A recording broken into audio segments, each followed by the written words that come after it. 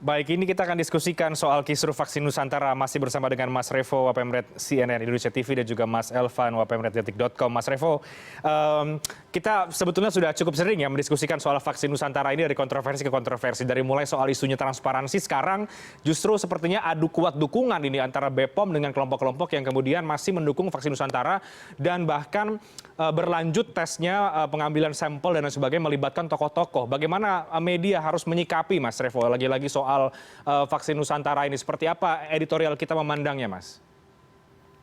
Ya, Renat, ini memang sangat kita prihatin lah dengan kondisi ini. Kita tahu bahwa ada dua vaksin yang bisa dikatakan diinisiasi dari dalam negeri, ya. Satu vaksin merah putih dan satu vaksin Nusantara gitu. Tapi kemudian vaksin Nusantara heboh karena uji klinis tahap 1 dinilai tidak lengkap oleh BPOM dan kemudian masih terus dipaksakan. Kemudian sekarang malah aromanya aroma politis karena ada dukungan dari beberapa orang di Komisi 9 dan beberapa mantan pejabat gitu ya, orang-orang tokoh penting yang kemudian mendukung secara terbuka vaksin Nusantara. Nah, yang menjadi pertanyaan yang tadi kita lihat ya, paket sebelum ini gitu, anggota Komisi 9 kenapa sangat kekeh mendukung, sangat Ngotot tajam ya, Mas? mendukung vaksin Nusantara. Sementara kita kemudian bisa mempertanyakan kenapa dukungan yang sama tidak mereka berikan kepada vaksin merah putih yang secara uji klinis dinilai lebih sesuai dalam koridor yang diterapkan oleh BPOM. Nah, kalau kita sendiri melihat sebenarnya begini, harusnya semua ini kita kembalikan dalam aturan yang ada. Pemerintah kita secara kelembagaan, organisasi negara ini membentuk BPOM yang lembaga atau badan ini memang dibentuk untuk mengawasi peredaran obat dan makanan gitu, termasuk vaksin salah satunya itu. Pengembangan obat dan pengembangan vaksin. Dan semua pengembangan obat maupun vaksin itu ada tahapan-tahapannya yang koridornya sudah jelas sebenarnya. Nah, seharusnya semuanya taat aja pada aturan-aturan tersebut gitu, tahapan-tahapan yang ada.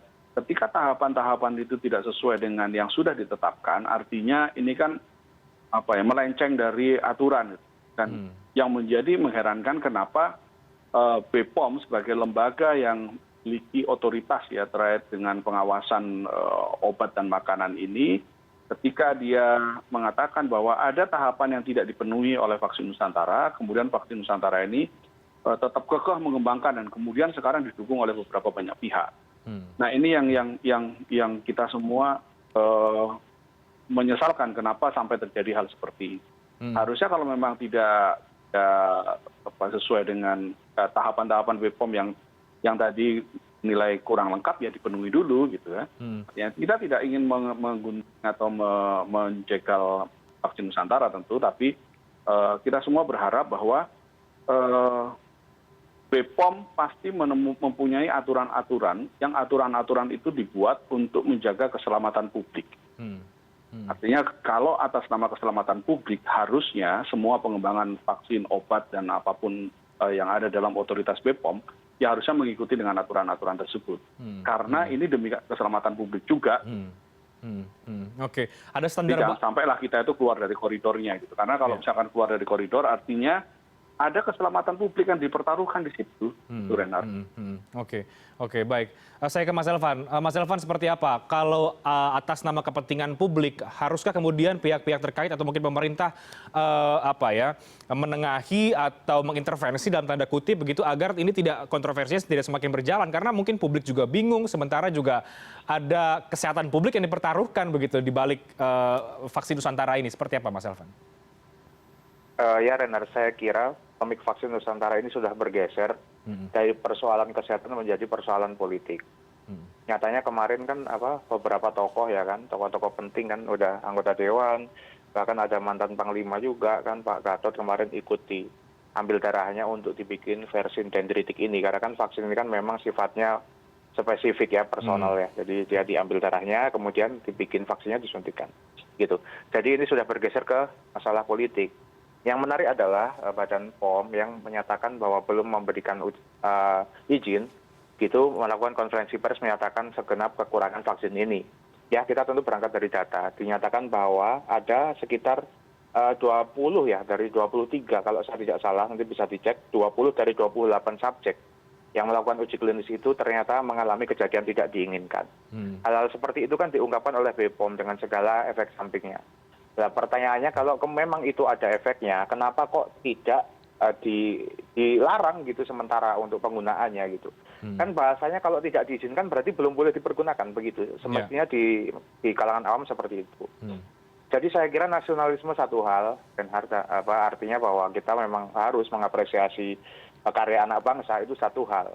Tetapi mengapresiasi itu juga harus dengan kontrol yang baik. Artinya kita perlu dorong kalau memang kualitasnya baik, tidak ada dampak-dampak. Nah kalau udah ada dampak, kenapa kok tidak memberikan sikap yang tegas? Ya pertanyaannya kemudian adalah kenapa? Ada apa? Apakah ada orang-orang di balik vaksin Nusantara? Ataukah kenapa? Ataukah pemerintah yang tidak tegas? Nah jangan sampai kemudian pemerintah, ya kan ada Kemenkes, ada Badan POM, olah-olah tidak tegas, kok vaksin ini semua orang bisa bikin gitu loh.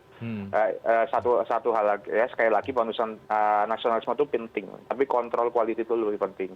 Makanya saya harap sih pemerintah bertindak tegas ya, karena ini sudah menjadi isu politik yang panas.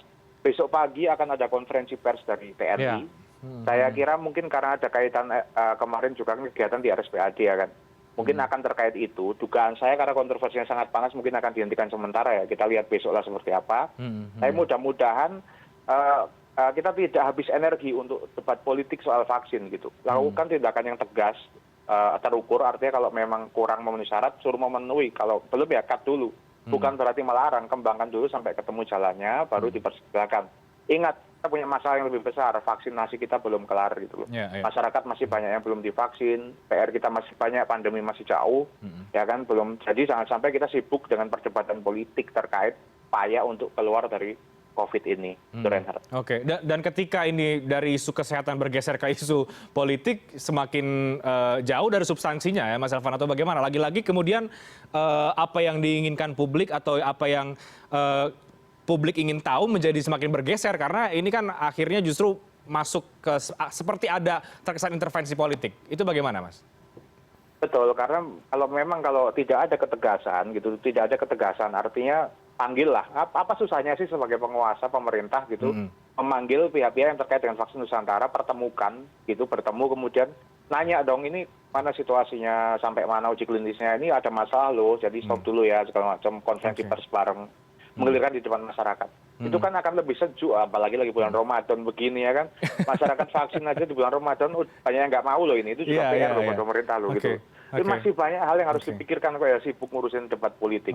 Mudah-mudahan besok ini udah jelas nih keputusannya seperti apa. Karena kalau TNI sampai konferensi mungkin ada perintah dari Presiden. Kita tinggal tunggu aja, Reinhardt. Nah, ini menarik sambil kita menunggu besok ya seperti apa. Mas Revo terakhir, ketegasan pemerintah tampaknya memang belum terlihat di polemik vaksin Nusantara terakhir. Presiden ngomong itu mungkin sekitar bulan lalu, itu pun juga tidak begitu clear ya, hanya mengedepankan soal buatan anak bangsa, ikutin kaidah. Nah, Kemenkes juga kita lihat juga belum banyak bicara soal ini. Apakah kita perlu mendorong kemudian atas nama untuk kepentingan publik dan kesehatan publik, pemerintah harusnya bicara soal polemik ini? Harus. Karena yang dikatakan Mas Elvan juga bahwa Presiden dan Kementerian Kesehatan dalam hal ini ya, kan sekarang vaksin ini kan sangat tergantung pada pemerintah, karena vaksin itu pengadaan vaksin belum ada lah ya, vaksin secara mandiri atau vaksin oleh swasta. Artinya kita semua sekarang bergantung sekali pada pemerintah terkait dengan vaksinasi ini, termasuk juga pengadaannya. Nah, dalam konteks pembuatan vaksin juga kita semua berharap bahwa pemerintah mendukung secara penuh pembuatan vaksin di dalam negeri. Nah, kalau kita lihat kan vaksin di dalam negeri ada 2 ya sekarang yang dikembangkan. Yang satu oleh lembaga Eijkman dan beberapa universitas, dan kemudian satu oleh vaksin Nusantara yang diinisiasi dan dipelopori oleh mantan Menteri Kesehatan. Dan tentu pemerintah sebagai pemegang otoritas penuh ya dalam terkait dengan isu kesehatan ini, kita harapkan bisa bertindak tegas. Tadi isu usulan yang dikatakan Mas Elvan itu sangat baik sebenarnya. Jadi tidak ada susahnya gitu Menteri Kesehatan atau bahkan Presiden memanggil semua unsur-unsur yang terkait dalam pembuatan vaksin ini. Dan kemudian bisa dicarikan konsensusnya bahwa semua pembuatan vaksin tentu harus melewati koridor-koridor yang pas, gitu, sesuai dengan aturan-aturan yang ada, karena sekali lagi semuanya ini demi keselamatan publik juga, gitu, Pak, untuk kesehatan publik, untuk kesehatan kita semua. Jangan sampai kita ini disuntik oleh vaksin yang dalam pembuatannya itu tidak memenuhi kaidah-kaidah yang sudah ditetapkan. Seperti itu, Renhat. Oke, jadi atas nama kesehatan publik dan kepentingan publik kita dorong pemerintah untuk bersikap tegas terhadap polemik vaksin Nusantara ini, karena ini sudah menjadi konsumsi publik juga sebenarnya di tengah-tengah masyarakat. Dan besok kita lihat akan konvers TNI, apakah ini menjadi pembuka dari ketegasan pemerintah atau seperti apa, mari kita akan nantikan besok. Menarik. Terima kasih banyak Mas Revo, Mas Elvan untuk perspektif media yang sangat menarik terhadap dua topik kita pada malam hari ini. Terima kasih sudah bergabung Mas Revo dan juga Mas Elvan, sehat selalu. Terima kasih Mas. Terima kasih, selamat malam.